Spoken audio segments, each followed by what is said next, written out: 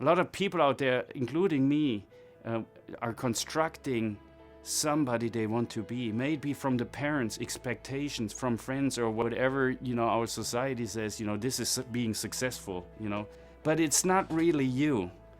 I'm Andreas. I'm actually from Germany. I remember my mother bought me one of these kits of a fighter airplane, and it's really fascinated me. The other thing was we had a slot car track, and I always used to have the Porsche, and my brother had the Ferrari, so we were racing. So in the early days, my heart started really to tick for Porsche and for airplanes. I was trained by the US Air Force. I graduated at Randolph Air Force Base in Texas, and I flew fighters basically for 20 years. I had this full, rich military aviator life, and it was cool, and I loved it. Basically, I thought, what am I going to do next? And guess what? That little dream, it was still in my heart, yeah? So I thought, how cool would it be to work for Porsche? So I set off and to study, and one day they asked me when I applied, why are you here? Why are you really here? And then I took out this slot car I had. I still had it, and I put it on the table. And they really liked that. And it was about motivation and enthusiasm. So those dreams I had as a kid, I put all my power and energy into it, being that kind of person. The interesting thing is, after reaching all of that and I had these dreams seen fulfilled, I realized it was great to fly in those fighters and to drive the sports cars.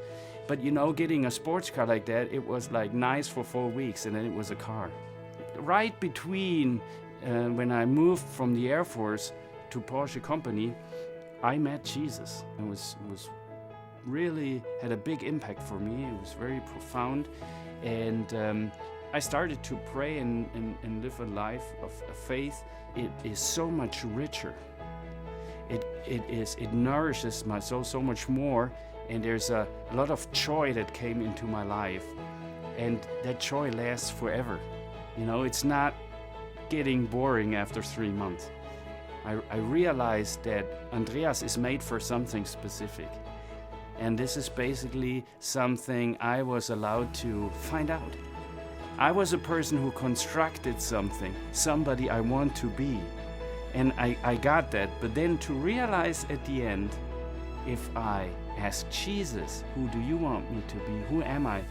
What did you make me for? Then you receive an identity that is so much richer, gives so much more beauty to your life than if you just construct somebody and you try to be that somebody.